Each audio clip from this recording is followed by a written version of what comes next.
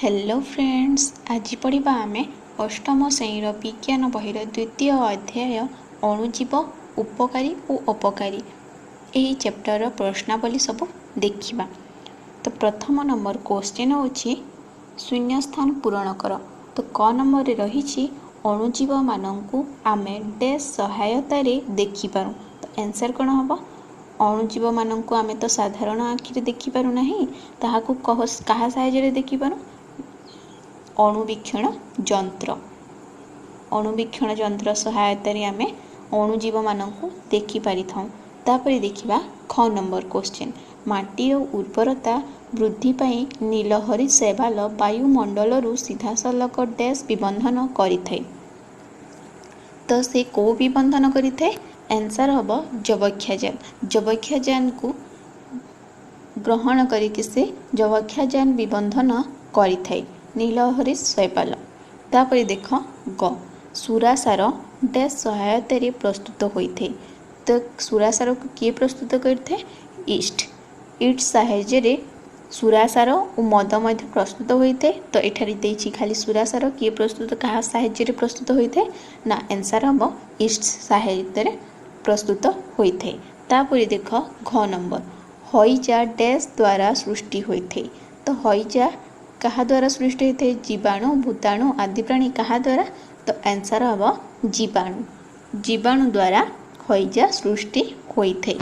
तापर देखिबा 2 number question ठीक उत्तर पाखरे टिक चिन्ह दे टिक चिन्ह दियो। तो क नंबर क्वेश्चन होछि कौन प्रस्तुत करिबा पई ईस्ट दरकार होइथे? 4टी ऑप्शन दिया है। सेगुड़िक होछि चीनी, सुरासार, हाइड्रोक्लोरिक एसिड और 4 नंबर ऑप्शन रही अम्लजान।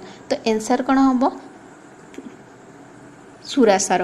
आंसर हम ऑप्शन नंबर बी सुरासार। सुरासार को प्रस्तुत करने ईस्ट दरकार होते। तापर देखिबा आमे ख नंबर निम्न प्रदत्त मध्यरु केउटी जीवग्न। तो 4टी ऑप्शन दिया है। सेगुड़िक होछि सोडियम बाइकार्बोनेट, सेप्टोमाइसिन और 3 नंबर ऑप्शन होछि सुरासार और ईस्ट। यही 4टी ऑप्शन रु केउटी जीवग्न अटे? तो आंसर कौन हम पिला माने? आंसर हम ऑप्शन नंबर 2 सेप्टोमाइसिन। सेप्टोमाइसिन होछि गोटे जीवग्न। तापर देखिबा आमे ग नंबर। ग नंबर दिया है किए मलेरिया ज्वर उपजाउथिबा आदि प्राणीर बाहक अटे? तो आंसर कौन हम? 4टी ऑप्शन दिया है।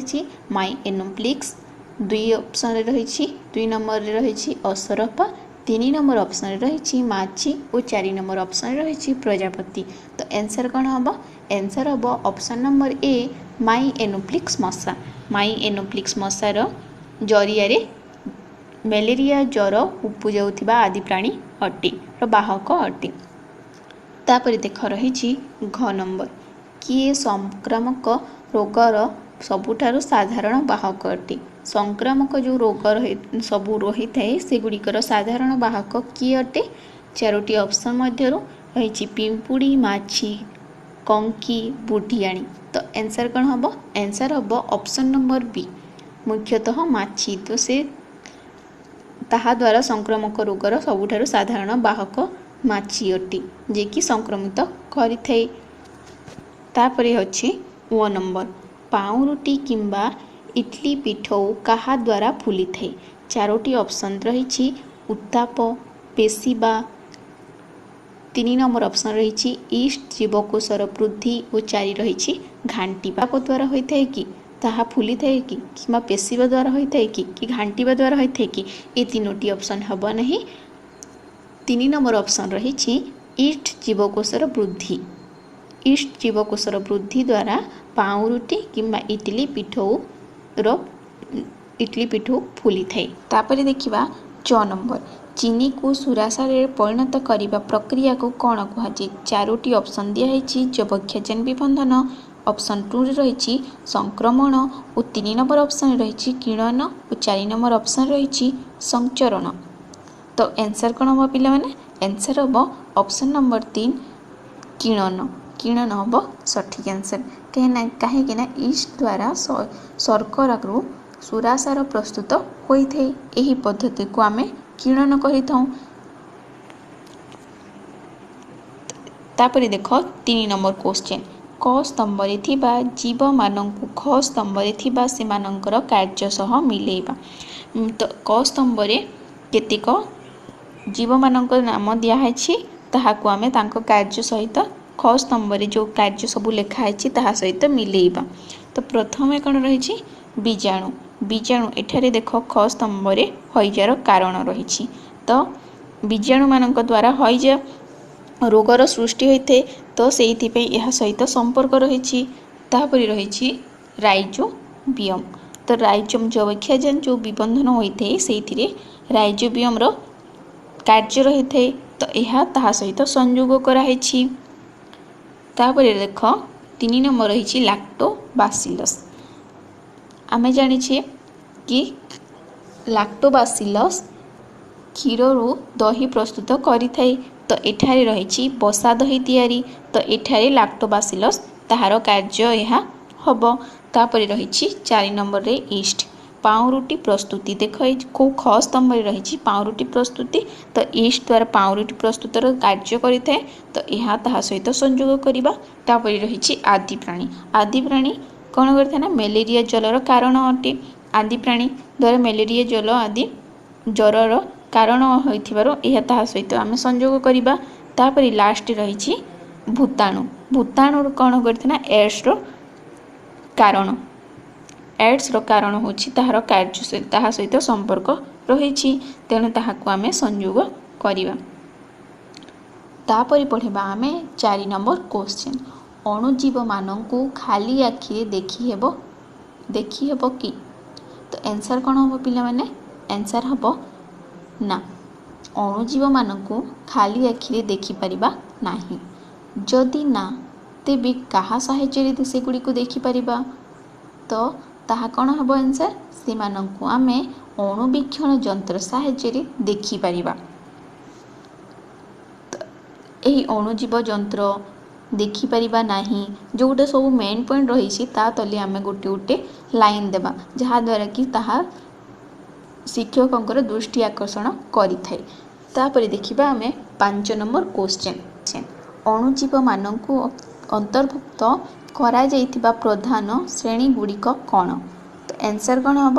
ଅଣୁଜୀବମାନଙ୍କୁ ମୁଖ୍ୟତଃ 4 ଶ୍ରେଣୀରେ ବିଭକ୍ତ କରାଯାଇଛି। ସେଗୁଡ଼ିକ ହେଲା ବୀଜାଣୁ, ବ୍ୟାକ୍ଟେରିଆ, କର୍ମ, ଦ୍ୱିତୀୟ ହେଲା ଆଦିପ୍ରାଣୀ ପ୍ରୋଟୋଜୋଆ, 3 ନମ୍ବର ହେଲା କବକ ଫଙ୍ଗି ଓ 4 ନମ୍ବର ହେଲା ଶୈବାଲ ଆଲ୍ଗେଇ। ତାପରେ ଦେଖିବା ଆମେ 6 ନମ୍ବର କ୍ୱେଶ୍ଚନ୍। 6 ନମ୍ବର କ୍ୱେଶ୍ଚନ୍ କ'ଣ କହିଛି ନା ମାଟିରେ ଯବକ୍ଷାଜାନ ବିବନ୍ଧନ କରୁଥିବା ଅଣୁଜୀବର ନାମ ଲେଖ। ତ ମାଟିରେ ଯେଉଁ ଯବକ୍ଷାଜାନ ବିବନ୍ଧନ କରିଥାଏ ସେହି ଅଣୁଜୀବର ନାମ ହେଉଛି ନୀଳହରିତ ଶୈବାଲ। 7 ନମ୍ବର କ୍ୱେଶ୍ଚନ୍। ଆମ ପାଇଁ ଅଣୁଜୀବ ଗୁଡ଼ିକର ଉପକାରିତା ସମ୍ବନ୍ଧରେ 10 ଧାଡ଼ିରେ ଲେଖ। ତ ଆମେ ଜାଣିଛେ ଅଣୁଜୀବମାନଙ୍କ ଆମ ଶରୀରର କେତେକ ଉପକାର କରିଥାନ୍ତି ବା ଆମର କେତେକ ଅପକାର ମଧ୍ୟ କରିଥାନ୍ତି। ତ ସେମାନଙ୍କର ଏଠାରେ କୁହାଯାଇଛି ଉପକାରିତା ବିଷୟରେ। ତ ସେ ଯେଉଁ ଅଣୁଜୀବ ଗୁଡ଼ିକ ରହିଛନ୍ତି ସେଗୁଡ଼ିକ ଆମର କି ଉପକାର କରିଥାନ୍ତି ସେ ସମ୍ବନ୍ଧରେ ଆମେ ଲେଖିବା। ପ୍ରଥମ ପଏଣ୍ଟ ହେଉଛି ଦହି, ପାଉଁରୁଟି, ଚକୁଲି, ଇଟିଲି, କେକ୍ ଆଦି ସବୁ ଖାଦ୍ୟ ପଦାର୍ଥ ପ୍ରସ୍ତୁତିରେ ଅଣୁଜୀବମାନେ ସାହାଯ୍ୟ କରିଥାନ୍ତି। ସେକେଣ୍ଡ ପଏଣ୍ଟ ହେଉଛି ଔଷଧ ପ୍ରସ୍ତୁତିରେ ଅଣୁଜୀବମାନେ ସାହାଯ୍ୟ କରିଥାନ୍ତି। 3 ନମ୍ବର ହେଉଛି ଅଣୁଜୀବମାନେ ବା ଯେଉଁ ନୀଳହରି ଶୈବାଲ ରହିଛି ସେ ବାୟୁମଣ୍ଡଳରୁ ଯବକ୍ଷାଜାନ ଗ୍ରହଣ କରି ବିବନ୍ଧନ କରିଥାଏ, ଯାହାଫଳରେ କି ମୃତ୍ତିକାର ଉର୍ବରତା ବୃଦ୍ଧି ପାଇଥାଏ। ତାପରେ ଦେଖ ମଇଳା ଆବର୍ଜନା ଆଦିରେ ଥିବା ବୀଜାଣୁମାନେ ଏସବୁର ଅପଘଟନ କରାଇ ସେଗୁଡ଼ିକୁ ସରଳ ଉପାଦାନରେ ପରିଣତ କରନ୍ତି, ଯାହାଫଳରେ ସେହି ସବୁ ଉପାଦାନକୁ ବ୍ୟବହାର କରି ଆମେ ଉପଦେୟ ପଦାର୍ଥ ତିଆରି କରିପାରିଥାଉ। ତାପରେ ନେକ୍ସଟ ପଏଣ୍ଟ ହେଉଛି ଏକ ସୁସ୍ଥ ପରିବେଶ। ଗୋଟିଏ ସୁସ୍ଥ ପରିବେଶର ଗଠନ କରିବାରେ ଅଣୁଜୀବମାନଙ୍କର ଭୂମିକା ଗୁରୁତ୍ୱପୂର୍ଣ୍ଣ ରହିଥାଏ। ତାପରେ ଦେଖ ଲାକ୍ଟୋବାସିଲସ୍ ନାମକ ବୀଜାଣୁ ହେଉଛି ଦ୍ୱାରା କ୍ଷୀରରୁ ଦହିରେ प्रस्तुत होता है जहाँ को आम व्यवहार करिथाउ। तापर नेक्स्ट पॉइंट होची छेना आचार आदि सबू खाद्य सामग्री प्रस्तुत रे अणुजीव माने सहाय्य करिथांती। ईस्ट द्वारा सुरासार मद भिनेगार आदि सबू उपादान रे अणुजीव दरकार होइथांती बा से सबू से माने प्रस्तुत करिथांती तांको द्वारा प्रस्तुत होइथे। तापर देख यही जो जीवघ्न रही जीवघ्नर व्यवहार पाई केतेक गुरुत्वपूर्ण सतर्कता निया जाइथे। सेही सतर्कता गुड़िक कौन ताहा सब आमे देखिबा।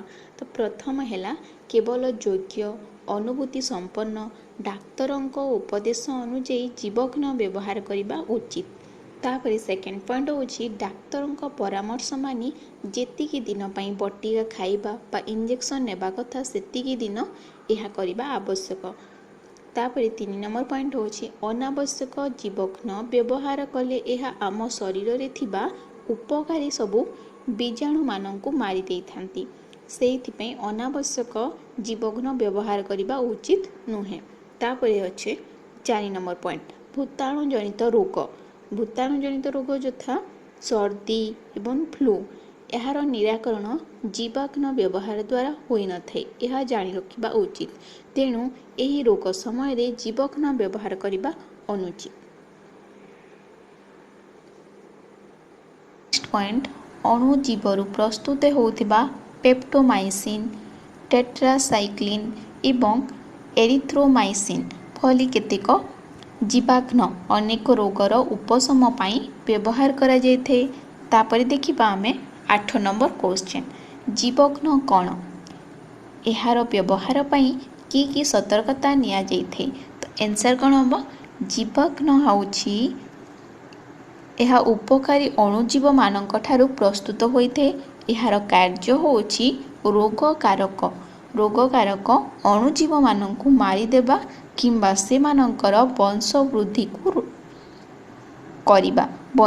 करिबा किंबा अणुजीव मानंकु रोगकारक जो अणुजीव रहिसंती सेमानंकु मारिबा एहार कार्य एगुड़िक उपकारी अणुजीव अटंती ठारू प्रस्तुत होइथाय जीवघ्न।